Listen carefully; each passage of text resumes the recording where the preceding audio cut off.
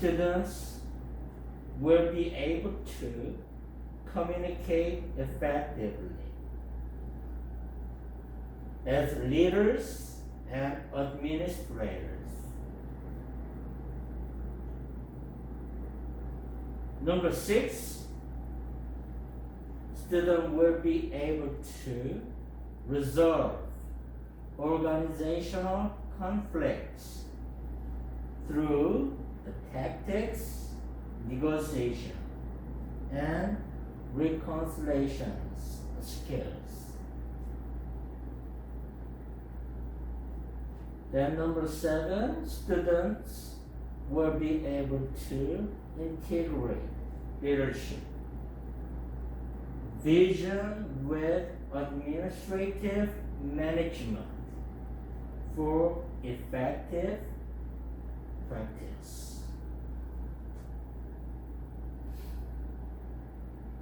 Okay, here's a textbook. Okay, main textbook is Arthur North Hospital G. It's about the title Leadership, Theories and Practice, edition 9. And other textbook is Maxwell John C.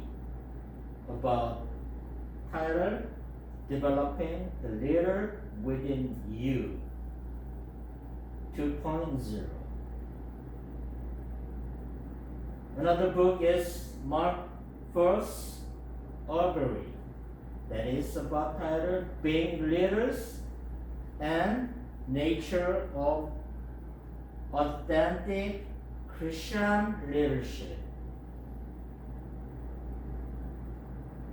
Another book is Lanciani Patrick. It's about title The Advantage, Why Organizational Health Trumps Everything Else in Business.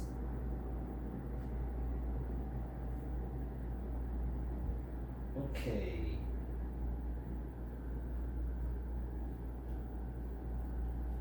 Okay, number 7 topic. Let's go over course outlines. Okay, week 1. First week, we're gonna see the foundation of leadership and administration. What can be ground to learn about leadership and administration. Then we're gonna see another topic, leadership and administration distinctions. What is difference between leadership and administration? Also, we're gonna see the role models about leadership. Especially, we're gonna look into biblical foundation of leadership, like Moses, Nehemiah, Paul, and Jesus.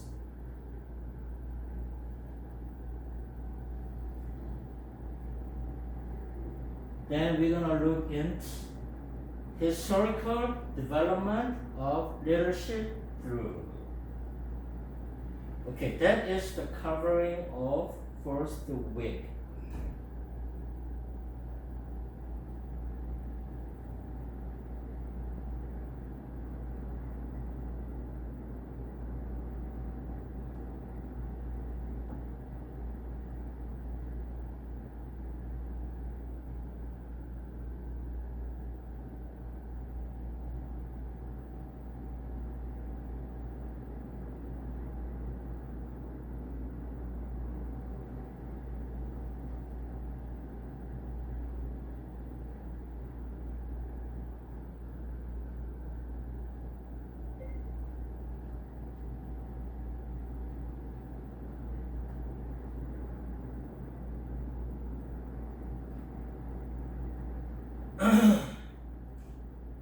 Okay, week 2.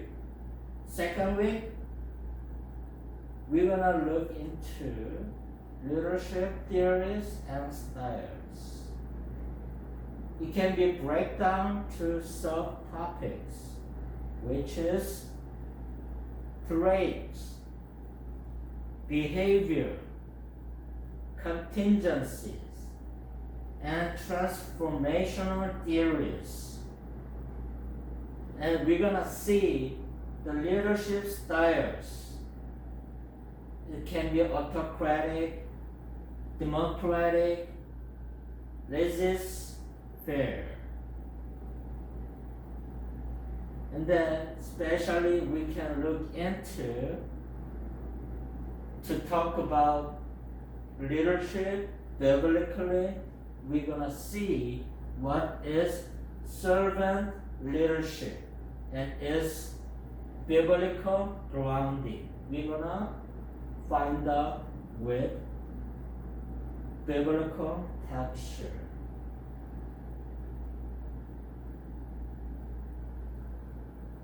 Okay, week 3.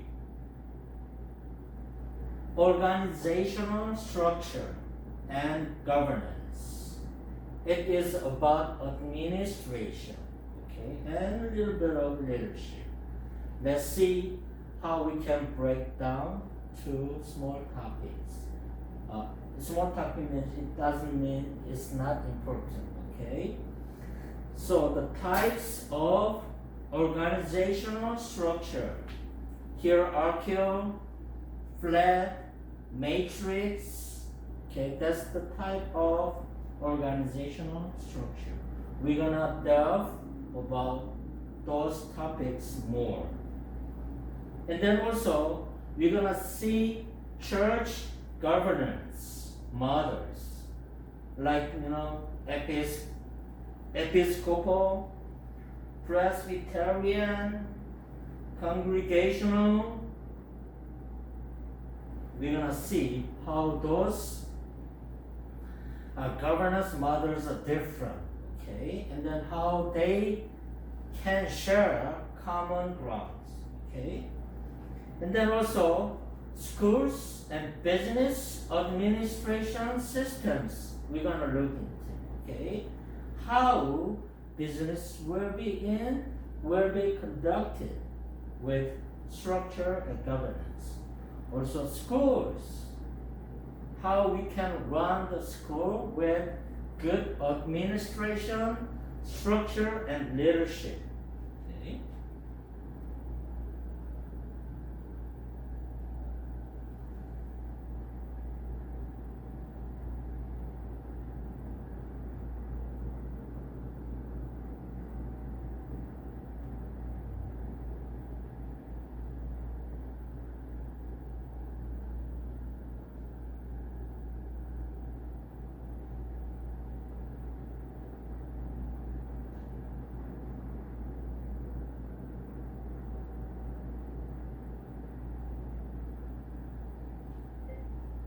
Okay. Then week 4. It is about leadership vision and mission, strategic planning for the administration. Okay.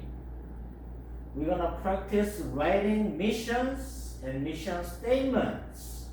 Okay.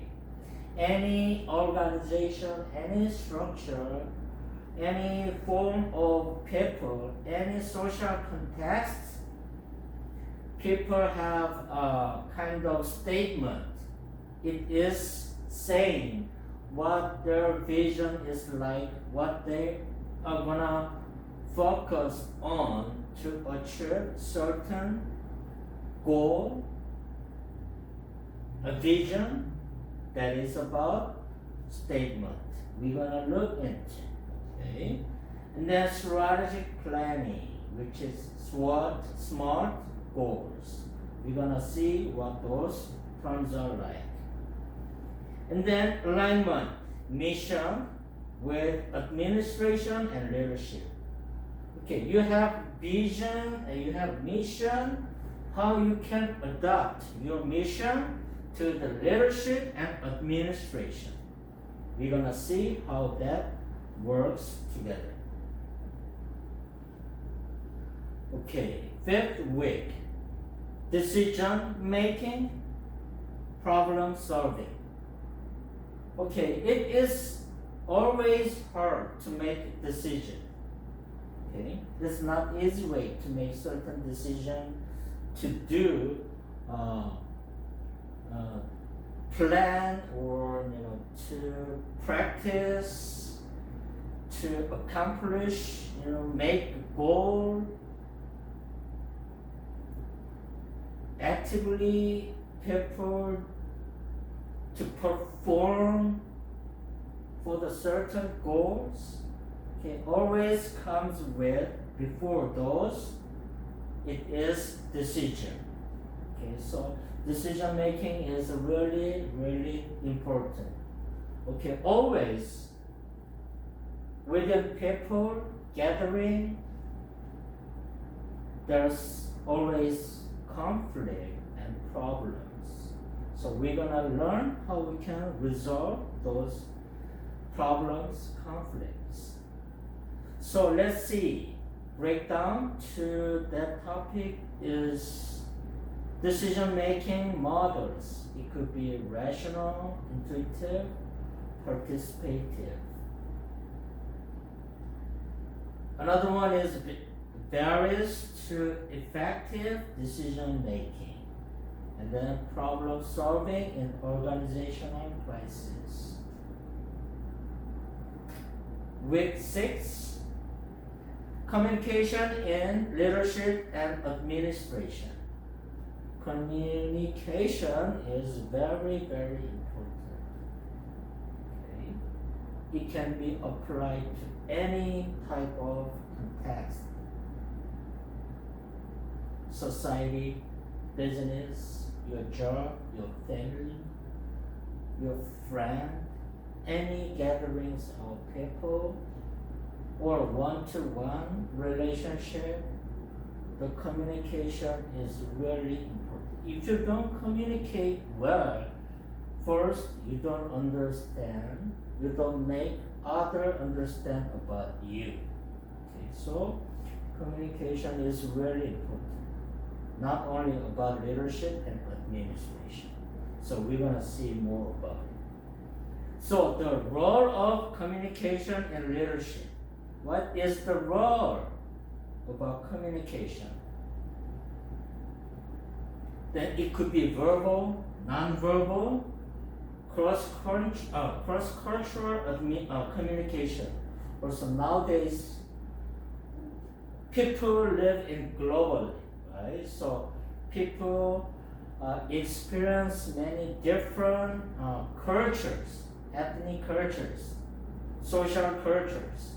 So we have to learn how we can make communication better in our cross-cultural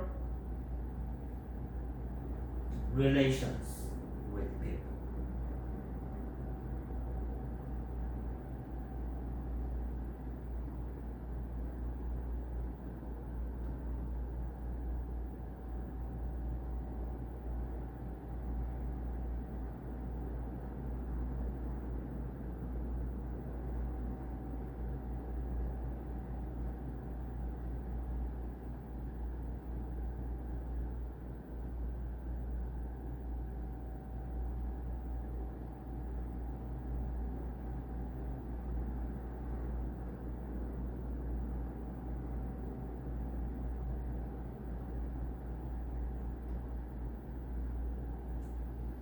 Okay, week 7, conflict resolution and team dynamics. Okay, there are many reasons, sources about conflicts in organizational. It can be between people, also it can be between organizations too, with other organizations. Okay, so we're gonna learn how we can resolve that conflicts. And that there should be a biblical reconciliation. It is important, reconciliation. It is rebuild, recover, the relation, true relationship between two parties. Okay, so we're gonna learn how we can learn about biblical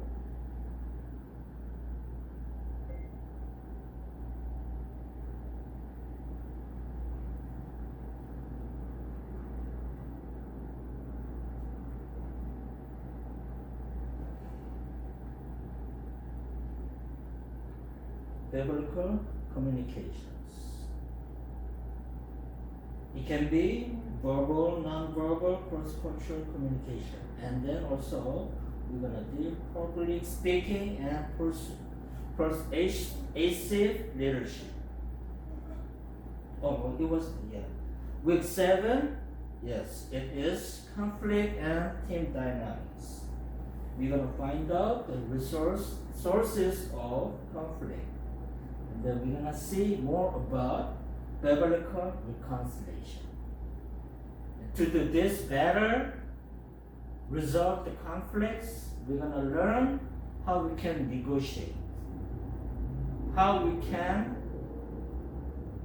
mediate strategies. We're going to learn about it. And then also team buildings, and then diversity management.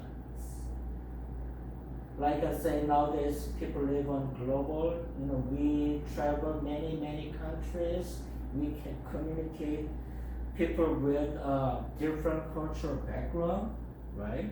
So it is important how wisely you can manage in this various, cultural context.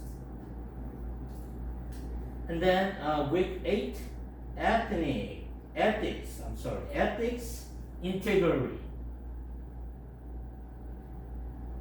servant leadership.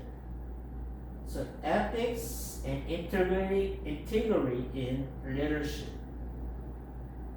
accountability and transparency. Servant leadership is in the practice. So case study about leadership failure. We're gonna see how leader fail to lead their organization. Okay, so we're gonna also study the bad leadership. Okay, and then week 9, administration and practice. Also, there's important thing, financial stewardship. Okay, and budgeting. Always when you run, there's always comes with economy. Okay, you always needed the finance to run some project, right? So how wisely, how effectively we can manage the financial. So it is combined with stewardship and budgeting. Okay, we can learn about it. And then the policies, procedures, and accountabilities. And then human resources management, staffs, volunteers. When you do organizational or business work, there are sources of human, right? You hire somebody, you position someone in certain area, right? So we're gonna learn how we can effectively position them to in the required field or area.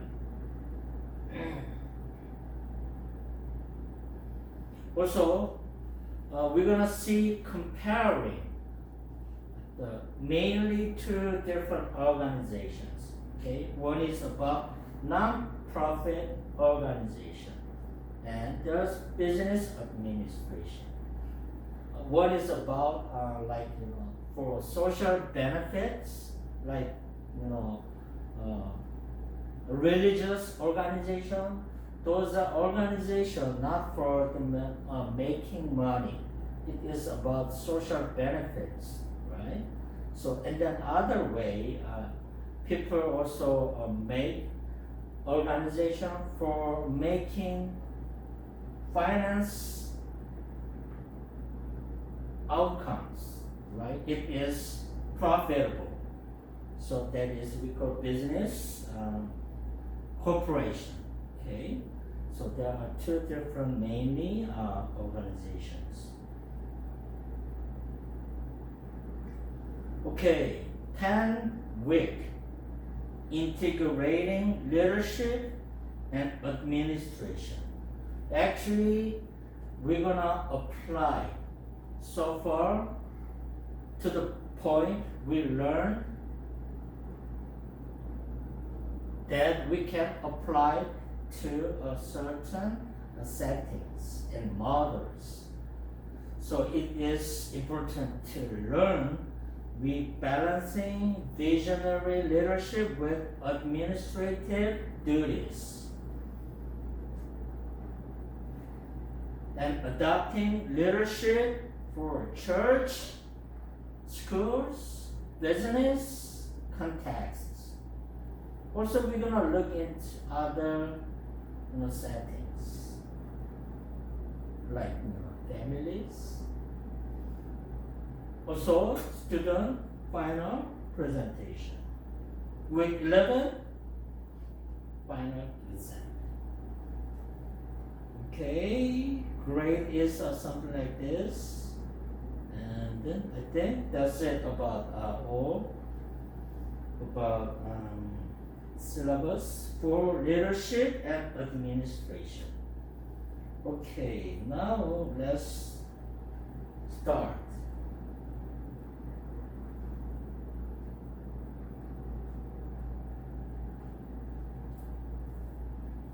Okay, there's a handout. I'm gonna hand out to you. It's about chapter 1. Okay, it is a foundation of leadership and administration. Okay, so we're gonna take this handout. All right.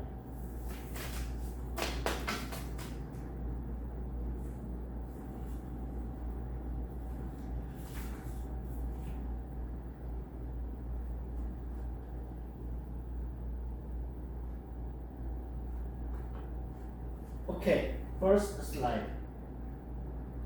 Leadership and administration. And my name is Namkin Peter. Okay, now we're gonna start about watching short videos. It is about leadership. Okay, this speech was performed in I forgot. Okay, we're gonna find out. Okay, so let's watch short video. Oh yeah,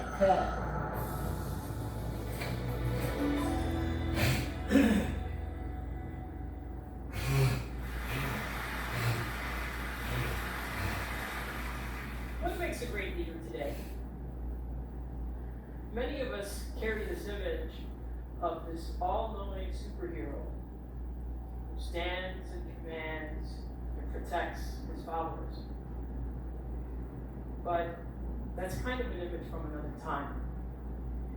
And what's also outdated are the leadership development programs that are based on success models for a world that was, not a world that is or that is coming. We conducted a study of 4,000 companies, and we asked them, let's see the effectiveness of your leadership development programs. 58% of the companies cited significant talent gaps for critical leadership roles. That means that despite corporate training programs, off-sites, assessments, coaching, all of these things, more than half the companies had failed to grow enough great leaders. You may be asking yourself, is my company helping me to prepare to be a great 21st century leader? The odds are probably not. Now, I've spent 25 years of my professional life observing what makes great leaders.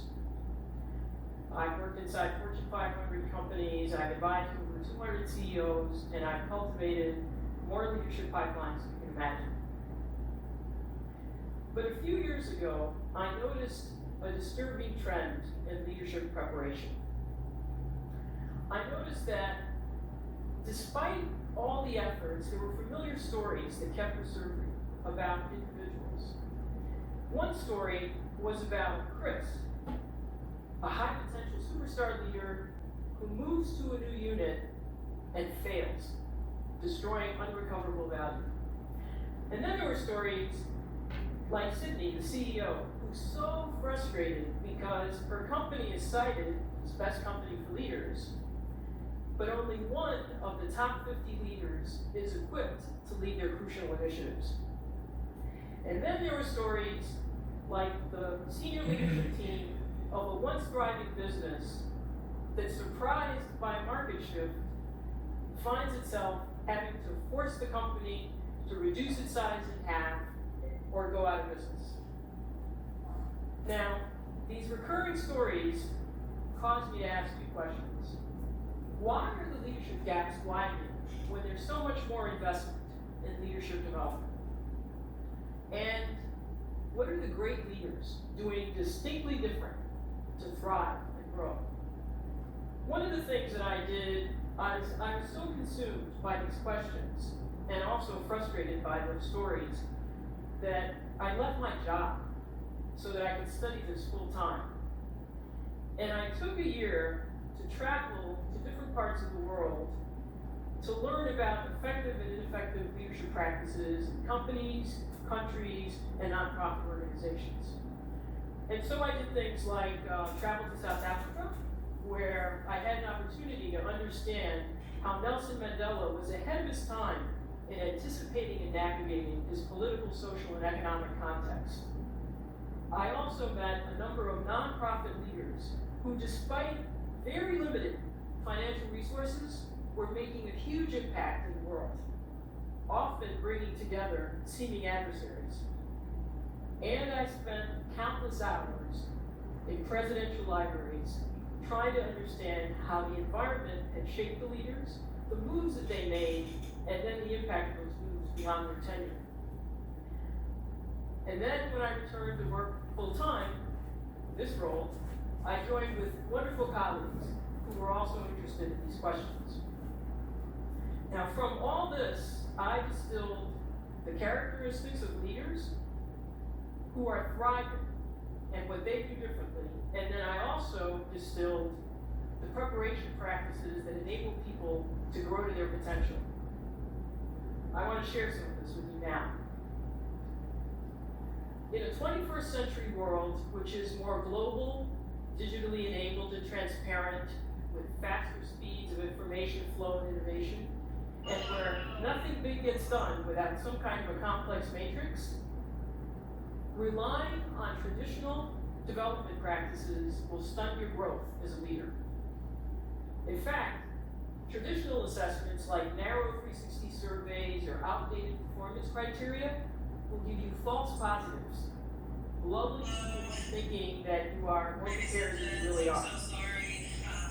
Leadership in the 21st century is defined and evidenced by three questions.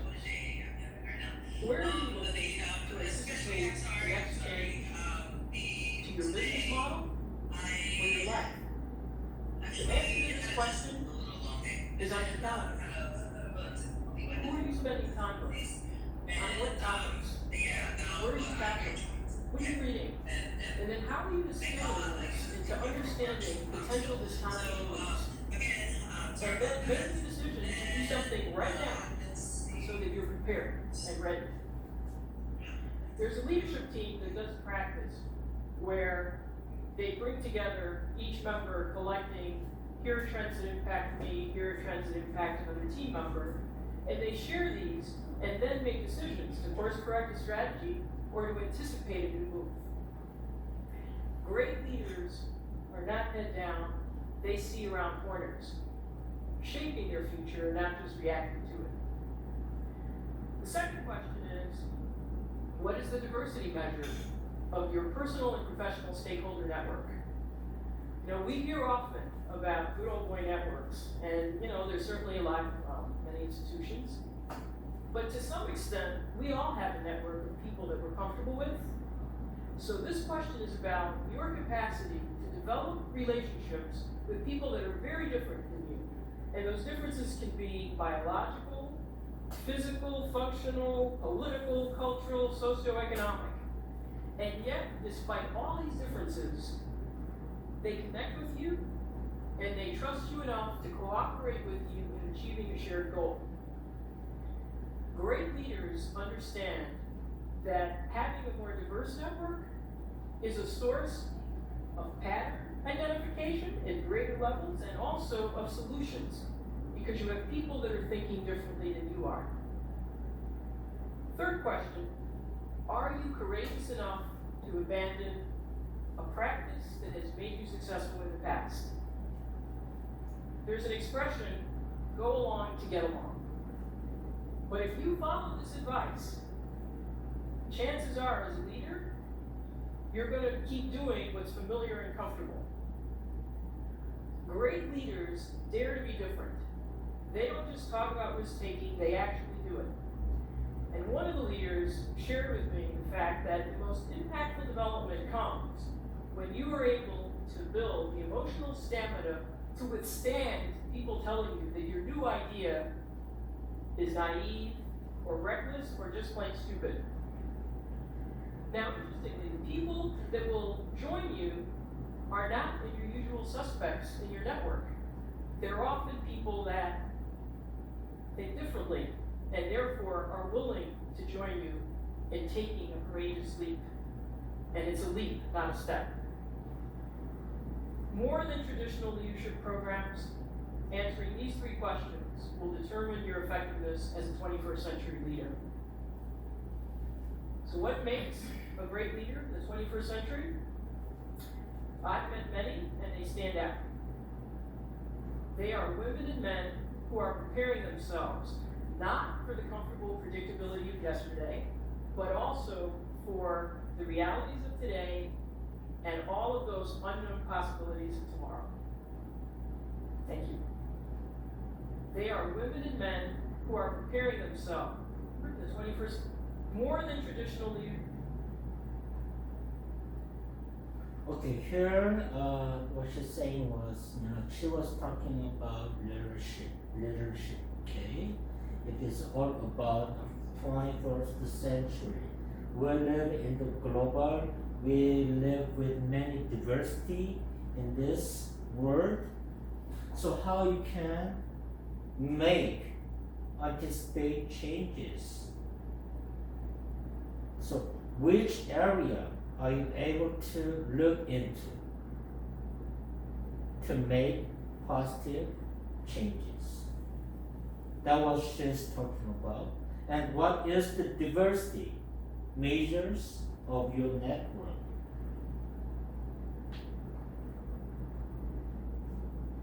Okay, network is very important. People make good network, or otherwise relationship with others. Network means, the broader meaning of more than the relationship. Okay, if you have built good network, you can make those. Possibly, you can make diverse networks that affects your leadership. So how you can measure your networks? Okay, that was she's talking about. And then also she's asking us, are you courageous enough to abandon the past?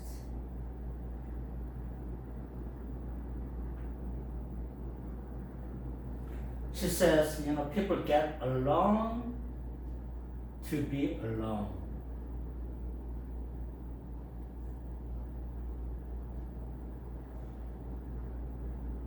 So you have to make a certain time, you have to make you kind of ban the habits, things you did, you are doing even right now.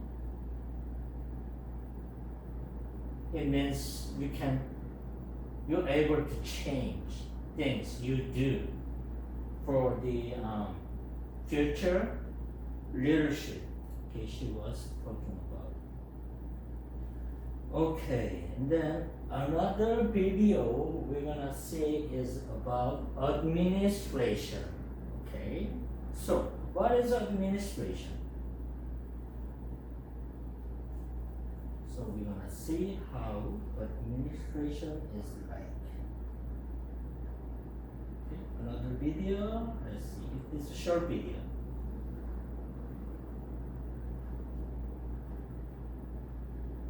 Administration is a fundamental pillar of any organization, playing a vital role in ensuring its smooth and effective operation. It encompasses various activities and responsibilities, all aimed at achieving the organization's goals and objectives. In this video, we will delve into the essence of administration, its key functions, types, and its importance in various sectors. Administration can be defined as the process of managing and coordinating resources, people, and activities within an organization to achieve its goals efficiently and effectively. It serves as the backbone of an organization, providing the necessary structure and framework for its proper functioning. Administration involves decision-making, planning, organizing, staffing, directing, and controlling various aspects of an organization's operations. I have discussed the difference between management and administration in another video. Check that video link in the description. Key functions of administration. Number 1, planning. Administration begins with setting clear goals and objectives for the organization. This involves identifying the organization's mission, vision, and long-term strategic plans. Administrators are responsible for developing comprehensive strategies and action plans to achieve these goals. 2. Organizing. Once the goals are defined, administrators must organize the resources and personnel required to implement the plans effectively. This involves designing the organizational structure, defining roles and responsibilities, and allocating resources efficiently. Number 3, staffing. Administration includes the recruitment, selection, training, and development of the workforce. Administrators must ensure that the organization has the right people with the necessary skills and qualifications to carry out their roles effectively. 4. Directing. Administrators play a crucial role in guiding and motivating employees to achieve the organization's objectives. This includes providing clear instructions, setting performance standards, and resolving conflicts within the workplace. Number 5, controlling. Monitoring and evaluating the performance of the organization is another vital aspect of administration. Administrators use various control mechanisms to assess progress towards goals, identify areas of improvement, and make necessary adjustments to ensure the organization stays on track. If you find the video helpful, please like the video. That will be helpful for this channel. Now come to the types of administration. Administration is mainly classified into 3 types: centralized administration, individual administration, and semi-centralized administration. Let's discuss each type in detail. Number 1, centralized administration. Centralized administration is a management structure where decision-making authority is concentrated at the top of an organization. Key characteristics include a concentration of power, uniformity in decision-making, efficiency in certain situations, clear accountability, and limited autonomy for lower-level units. However, it can lead to communication challenges and potential rigidity in adapting to change. It's often found in larger organizations with complex structures and is most suitable for strategic decision-making. 2. Individual administration. With individual administration, each department of the organization is self-mastering and there is an administrator at each site. It involves a person taking sole responsibility for a specific area, task, or decision within an organization or context. This approach can provide clarity and accountability, but may limit diverse perspectives and collaboration. 3. Semi-centralized administration. Semi-centralized administration is a combination of the previous two administration types, where some decision-making authority is concentrated at the top of an organization, while other decisions are made at lower levels. It balances central control with decentralized decision-making, allowing for flexibility and adaptability in certain areas while maintaining a degree of uniformity and guidance from a central authority. Now move on to the importance of administration. Efficiency. Administration ensures that resources are used efficiently. This leads to cost savings and increased productivity, which are critical for an organization's success. Goal achievement. The administrative process helps an organization set clear goals and work systematically toward achieving them. This ensures that everyone in the organization is aligned with its mission and vision. Decision making. Administrators are responsible for making informed decisions based on data and analysis. Effective decision making is crucial for addressing challenges, seizing opportunities, and adapting to changing circumstances. Coordination. Administration fosters coordination among different departments and teams within an organization. This prevents duplication of efforts and ensures that all parts of the organization work together cohesively. Compliance and accountability. Administrators are responsible for ensuring that the organization complies with laws, regulations, and ethical standards. They also establish mechanisms for accountability, transparency, and reporting. Adaptability. In today's rapidly changing business environment, effective administration enables an organization to adapt to new challenges and opportunities. It helps in staying flexible and responsive to emerging trends. In conclusion, administration is the glue that holds an organization together. It provides the structure, direction, and coordination necessary for an organization to thrive. Whether in the corporate world, government agencies, nonprofit organizations, or any other sector, administration plays a pivotal role in achieving an organization's mission and goals. If you want to read it in detail or download the PDF, go through the link in the description. Okay, this video is talking about administration key aspects. Okay, so chapter 1, in this lecture, we're gonna see how that is described in detail.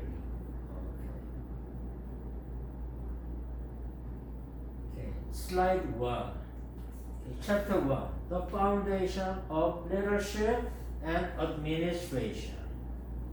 Okay, here, the definition is like, leadership deals with influence. Leadership deals with direction. Okay, which way we have to go? Okay, what is right way to find to achieve our goal? That is what leadership does. Okay, also leadership makes vision.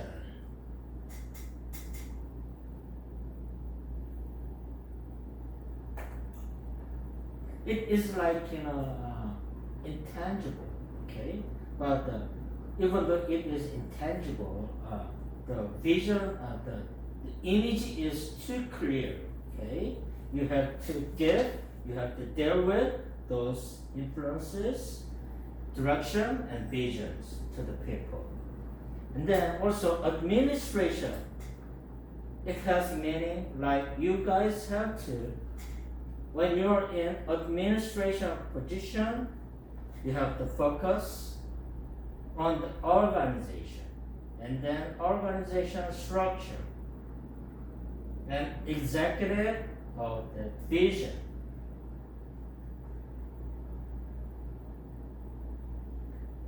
So more other description. It says leadership that gives answers to the question. It is like, where are we going? Okay? What is the goal? What is right way? For those questions, the leadership gives answer. That is the leadership does. And then while administration answers, okay, how we can get there? Okay, there, the point A is the place we have to go. That's the direction. Okay, that's the goal. That is done by leadership. Okay, but administration does. Okay, let's do it. But how we can do it? How we can go there? That is what administration does. So, it is like leadership, administration, it is inseparable, okay? It doesn't go along itself, okay? It always goes with leadership with administration, administration with leadership. So it is like two sides of the coins. Leadership inspires, casts vision, influences people. Then administration does organization, making structure, execute the mission and vision. That is what administration does. Okay, important thing. Remember, leadership, administration goes along together. Okay? Inseparable. So, leadership without administration, it is empty. It is just only words. Words was not practiced in the real world. Okay? So that is empty. And then administration without leadership, that is lifeless. Okay. It is like, you see many robots in these days, right? Robots has, does things good when we order to do something, but it doesn't have spirit, right? So, leadership without administration, it is empty. Also, administration without leadership is lifeless. There's no life, okay? Only structure. Only structure without the spirit, it means nothing. So, okay, take this. So always when we talk about leadership in any social context, it comes with always administration, okay? Leadership only exists, it can be empty, okay? Administration only exists, it can be lifeless. Always when we talk about great leader, they have great administration too. It always comes together. Leadership and administration.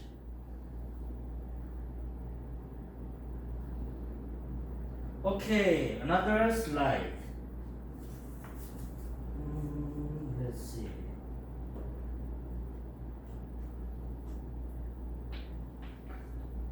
Okay, handout, chapter. You can read. Point. First paragraph, leadership is, and the administration is inseparable. We cannot separate.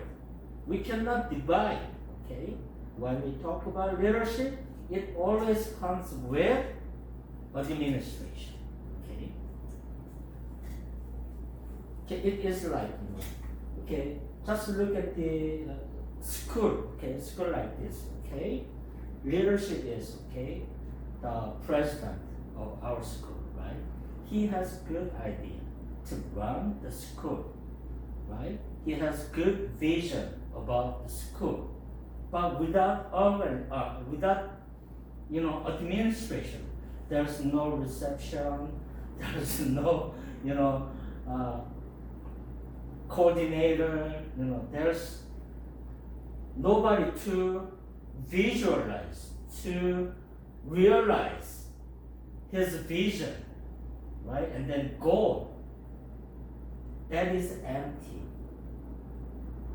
That is what it means, okay? So if you have good leadership mind, it always comes with a structure. Like, this school, and then there's a vice president, there's a professor, there's office, staff, something like that. With those structure, administration, you can be good leader, perform leadership. Okay, leadership, defining leadership. What is the definition of leadership? Okay, leadership is not only about the title, position. Okay, leadership is, title, length, position. It is ability to influence others toward shared goals. Okay, that's what leader does. Okay, people. Okay, there's a amateur soccer team. Okay, so leader might be, the team captain, right?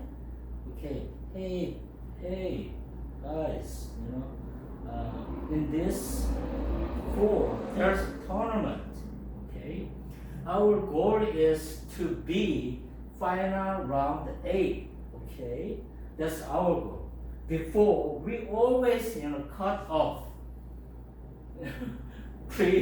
preliminary qualified tournament. Okay, but this fall season we try our best to achieve final round 8. Okay, that's the vision, right? And then you talk to the people, you make them understand our goal, and then you give, innovation, you give encouragement to the people. Hey, guys, let's work together, okay? Do our best to achieve our goal. That is what leadership does. You influence others. And then they understand our goal. They do their best to achieve our goal. That is what leadership does. So let's see more about leadership. So leadership, influence, that is very important factor. When you have leadership, when you want to have good leadership, you have to have ability to influence others.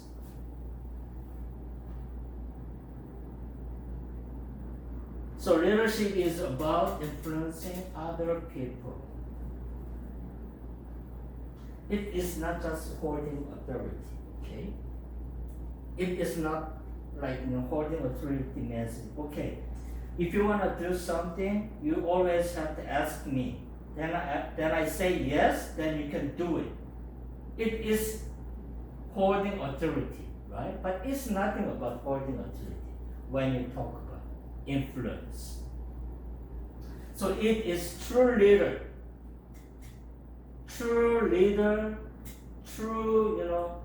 someone who has true leadership. He motivates people. He gives reason to people to do something. That is influence. Not under compulsion. Not under compulsion is like with pressure. Hey guys, we have to do this. You don't do it, I'm gonna hit you. Okay, that is compulsion. Okay, without those things. Okay, There's no pressure, but there's positive pressure too. But compulsion is negative pressure. Okay, it is like make people discouraged. If you want to encourage, you have to give them the motivation to make certain goal positive, right? So that influence is very important to be a good leader. Okay. Also, vision. So leaders provide direction, purpose. They give big picture, okay, and then cast future and guides others toward vision. Okay, hey guys, I have vision. Okay, someday we're gonna win amateur Southern California soccer tournament. Final round, we're gonna go there. We're gonna win the trophy. That is the vision. Okay, but this four, we only have certain lower, goal. First, we're gonna achieve round A. Then next year, guys, let's have vision. We stand on the podium. We get gold medal and trophy. That's our vision. Okay, to make this reality, try our best. That is the vision, right? So he gives, good leader gives good, big picture. Okay. Make people the vision visualize. So you make people work to achieve that goal and vision. Also character. When you talk about the leadership, the character is also important. So leadership stands and falls on integrity, trust, honesty, humility, and consistency. That is the basic, most common important factor to become good leader. So if you person, you have to build good character, which is you trust. You become honest. Sometimes you be, humility. Put yourself down. Respect others more. Okay, that is needed. And consistency. Once you make the goal, you keep trying until you achieve it. That is consistency. That is the foundation of all leadership.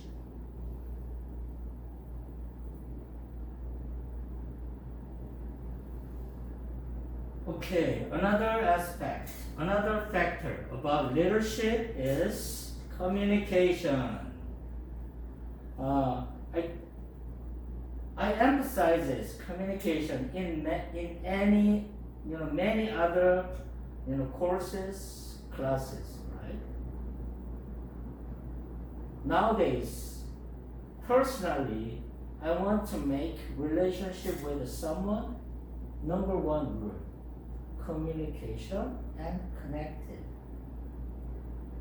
That is the number one strategy, kind of strategy to make good relationship, good network. So here, to become good leader, here, this is another emphasis, communication. So the leader must clearly express the ideas, visions, and also expectations in a way that inspire and unity. Inspire, okay, you give clear vision, okay, clear understanding to the people, then everybody clearly understand your vision. They say, yes, let's do it. Then, without communication, people don't know where to go, right? You say, hey, let's go to a final round. But, hey, some people, some athletes, some player, they don't know what's the goal of this sport. Okay? So if they don't inspire, they don't do their best. So communication is very important. Also, good leader has to have ability to make decision making. Some point in any other social context or any other cultural context, like in a business or any other organizations, some point you have to make decision, right? But leaders, it is more important for them to make decision.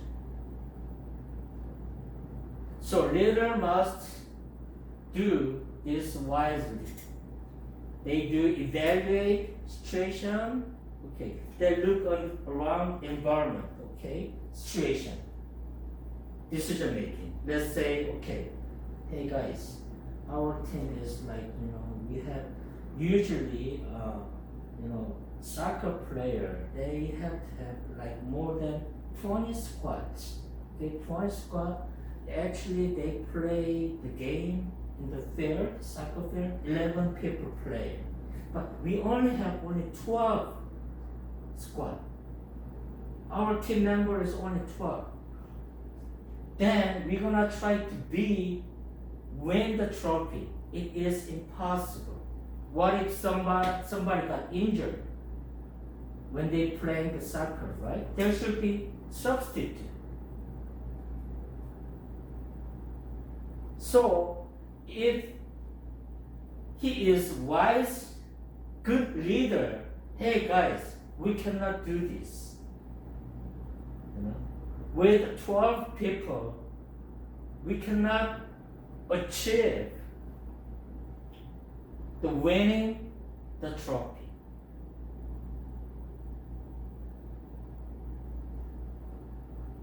So decision making is like,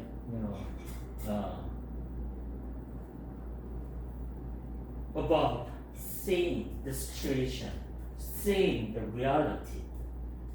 Okay, with only 12 people, okay, just we try our best how far we can go. Okay, once we have injured in the soccer play, so maybe we have to stop there because lack of the player we cannot go more, right? So that is how leaders make decisions. So it is very important. Certain point you have to make decision. You have to make choice. Hey guys, I'm the leader. Which one's right? There's a way, the pathway A. There's pathway B. So you have to make decision. A is better for the people. B is better for the people. Okay. So it is not easy making decision, but you have to make decision if you are a leader. And then services. Here we are talking about biblical models of leadership that emphasizes